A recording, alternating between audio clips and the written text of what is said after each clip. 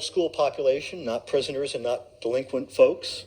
Thought there'd be a lot of moms in the audience, so I borrowed these slides from my colleague Alex Richardson in England. Food and behavior research, that's why they spell it funny. Right there.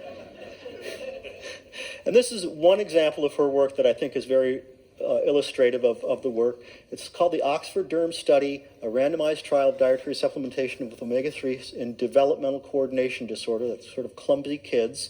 117 underachieving kids aged 5 to 12 from mainstream schools. And they all showed specific difficulties in motor coordination. 44% were behind expected achievement in reading and spelling. 30% scored in clinical ranges for ADHD. The active agent here is in red, the omega-3s. Going to the right of 0 means that they improved. Going to the left means that they got worse. And green was the placebo. You can see improvements in ADHD symptoms, in hyperactivity, in inattention, in Connor scores, in stuff I love, restless and impulsive behaviors, Connor scores, and cognitive problems, and oppositional problems. Now, as well, the group that had problems with reading and spelling, you're not going to make smart kids brighter. You're going to take the 10 to 20% of the population that's really having problems and bring them back up to normal. So here, these kids were given the omega-3s and for 3 months, and here in the active group, the reading age improved 9 months worth in 3 months of supplementation. In the spelling age, you'd expect it to improve only 3 months, but it improved rather than 6 months. And in the placebo group, it was exactly as you'd expect for reading and actually spelling. They didn't make their achievement level for 3 months. This has now been replicated in several different trials in kids with specifically learning and spelling disorders and problems.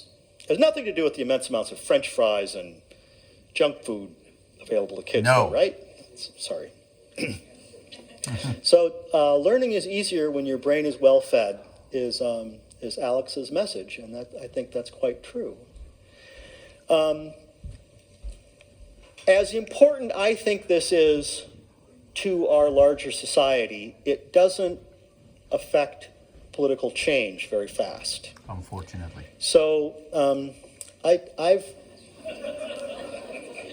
asked more provocative questions.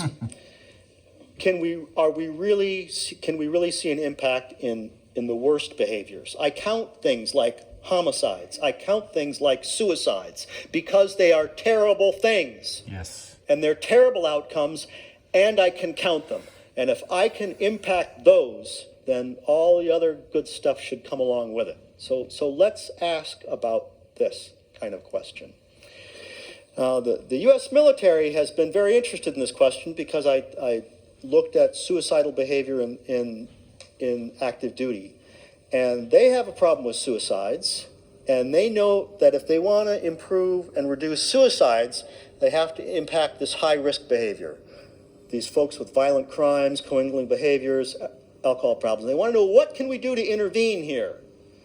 So for general health, I can tell them that 30 international scientific and government bodies already recommend increasing omega-3 fatty acid intakes to fish 2 to 3 times a week or a gram or day. Thank you. The U.S. government in 2010 dietary guidelines. It's on the basis of about 90,000 basic science publications, almost 10,000 human studies, and about 2,000 clinical trials. Very robust.